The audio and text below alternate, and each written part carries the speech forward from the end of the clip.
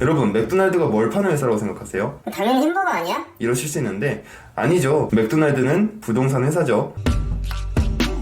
안녕하세요, 멀티파이프입니다. 오늘은 사업을 함에 있어서 가장 중요한 이야기를 한번 해보려고 합니다. 진짜 오늘 내용만큼은 저보다 사업을 훨씬 더 잘하는 고수분일수록 더더욱 공감하며 들으실 내용일 거예요. 제가 지난 2년간 사업을 해오면서 가장 크게 느낀 게 하나 있습니다. 그게 뭐냐면 결국 사업을 크게 성공시키느냐 아니면 잔잔바리 수준에서 머무느냐는 이걸 깨닫느냐 혹은 깨닫지 못하느냐에서 나뉘는 것 같아요. 그게 뭐냐면 내 사업이 지금 무엇을 팔고 있는지 알고 있느냐입니다. 여러분, 맥도날드가 뭘 파는 회사라고 생각하세요? 당연히 햄버거 아니야? 이러실 수 있는데 아니죠. 맥도날드는 부동산 회사죠. 이건 맥도날드의 창업자인 레이 크룩이 직접 한 말입니다. 저는 현재 대량 등록 위탁 판매라는 사업을 하고 있습니다. 지금 이 영상을 보고 있으신 분들 중에서도 뭐 대량 등록은 잘 몰라도 위탁 판매는 한 번쯤 들어보셨을 거예요. 말 그대로 남의 상품 위탁해다가 대신 파는 형태인 거죠. 대신에 저는 그 수량이 이제 뭐 몇 개, 몇십 개가 아니라 몇천 개, 몇만 개가 되는 겁니다. 근데 제가 이 사업을 한 2년 정도 쭉 해보면서 고민을 하다 보니까 제가 상품을 팔고 있는 게 아니라는 결론을 내렸어요. 그런데 왜 상품을 팔고 있는 거라고 착각을 했느냐? 겉으로는 그렇게 보이기 때문이에요. 사업이 망하는 사람들을 보면 열의 9은 이 함정에 빠지는 경우가 굉장히 많습니다. 그러니까 저 또한 마찬가지였던 거예요. 스마트 스토어를 개설하고 상품을 등록하고 발주를 넣고 하다 보니까 겉으로는 그렇게 보였던 겁니다.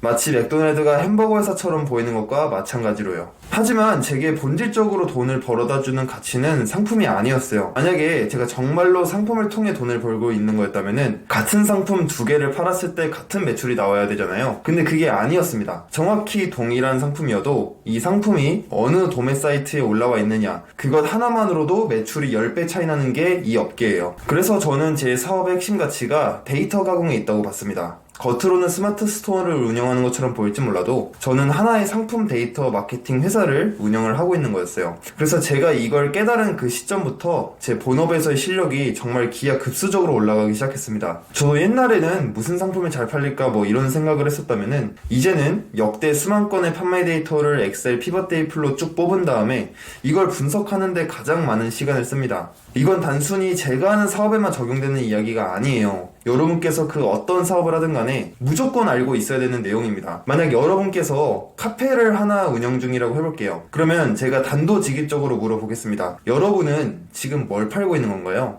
커피를 파나요? 아니면 사람들이 편하게 대할 수 있는 장소를 파나요? 아니면 다른 사람들의 예술적 무언가를 충족시켜줄 수 있는 그런 눈을 파나요? 아니면 학생들이 공부하고 싶어하는 그런 분위기를 파나요?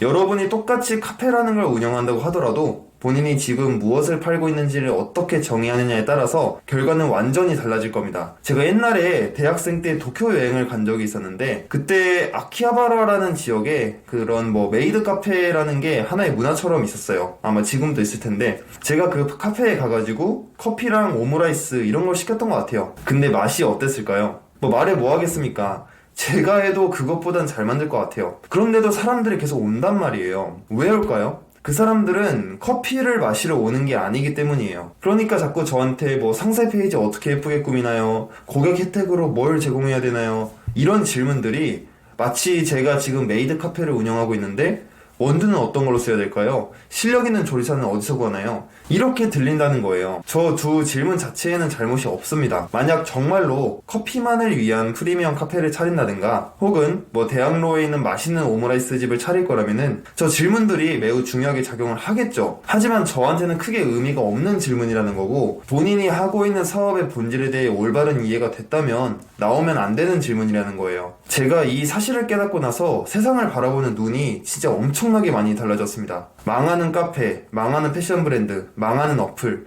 이런 사업체들의 특징이 뭔지 아세요? 도대체 이 사업체는 뭘 팔고 있는 건지 정의가 안 돼요. 이제 좀 대충 감이 오시나요? 결국에 사업을 크게 성공시키신 분들은 이걸 깨달았거나 아니면 본능적으로 알고 있으신 분들이 대부분이었습니다. 그래서 저는 요즘에 성공한 사업체들을 보면은 가장 먼저 하는 생각이 저 사업체가 팔고 있는 본질은 무엇일까? 이거예요. 이걸 빠르게 캐치할 수 있어야 지금 내가 내 사업에서 뭘 강화해야 하고 뭘 하지 말아야 할지를 명확히 알 수가 있습니다. 다시 제 본업에 대한 이야기로 돌아오자면 저한테 구독자분들이 정말 많은 질문들을 주세요. 도매처는 어떤 기준으로 골라야 되나요? 상품명은 어떻게 지어야 되나요? 광고는 어떻게 돌려야 되나요?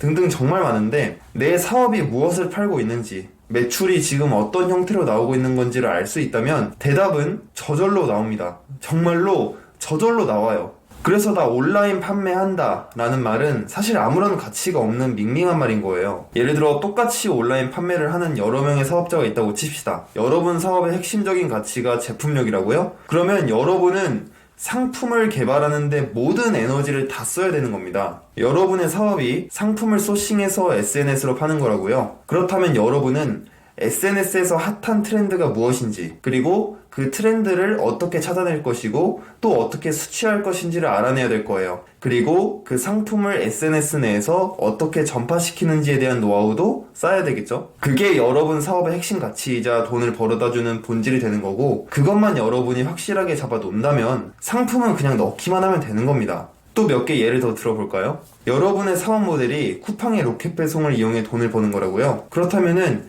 로켓 배송 같은 경우에는 뭐 가격 경쟁이 굉장히 심하니까 공급처로부터 어떻게 낮은 가격으로 제품을 소싱해올 수 있을 것이냐, 그리고 뭐 쿠팡에게 로켓 안 뺏기는 꼼수, 혹은 로켓으로 팔 수 있으면서도 상위 셀러들이 잘 들어오지 않는 품목들을 어떻게 찾아내는지, 이런 것들이 사업의 핵심 가치가 되는 거겠죠. 또 만약 내 사업이 예쁜 옷을 파는 스마트 스토어다. 그러면 이 역시도 본질적인 가치는 제품을 파는 게 아닐 거예요. 요즘 같은 시대에 같은 상품은 검색 조금만 해도 찾아낼 수 있습니다. 아니면 그냥 동대문 같은 데 가서 살 수도 있는 거잖아요. 근데 왜 사람들은 굳이 그 샵에서 사냐? 사실상 그 사람의 패션 안목을 사는 거예요. 나와 비슷한 키, 비슷한 신체 사이즈를 가지고 있는 사람이 입었을 때 보이는 그 핏을 알기 위해서 그 샵을 들어가는 거고 결제까지 하는 거죠. 그럼 이 사업에서 핵심 가치는 제품 그 자체가 아니게 되는 겁니다. 그래서 대량 등록에서 패션 쪽이 안 통하는 거고요. 뭐 진짜 예시를 들자면 끝도 없을 거예요. 하지만 제가 정말 확실하게 한 가지 말씀드릴 수 있는 건, 여러분이 지금 어떤 방식으로 돈을 벌고 있든 간에 그 돈이 벌린다는 것 자체가 뭔가 그 사업만의 돈이 들어오는 루트가 있다는 거고, 비즈니스 모델이 있다는 거고,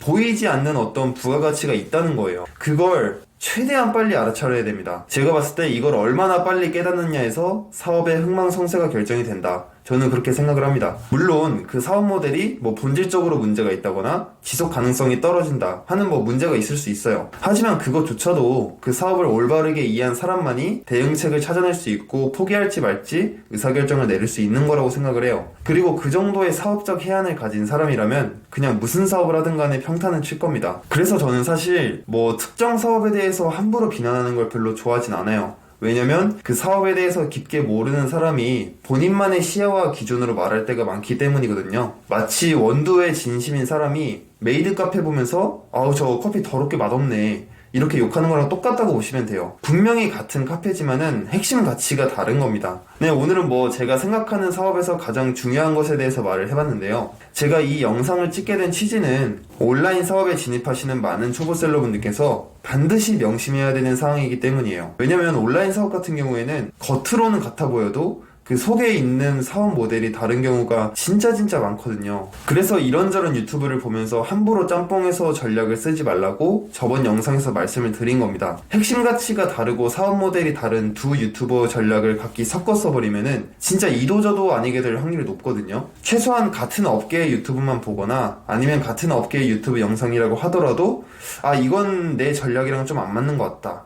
이건 내 전략이랑도 좀 맞을 수 있겠는데? 라고 판단이 돼야 됩니다. 이 판단이 될 수 있는 순간이 해당 업계에 대한 기본적인 이해가 끝난 순간이라고 보시면 돼요. 그럼 그때부터는 같은 시간 대비 굉장히 빨리 성장을 하실 거라고 믿습니다. 그럼 늘 파이팅 하시고요. 다음엔 더 좋은 영상으로 찾아뵙도록 하겠습니다. 감사합니다.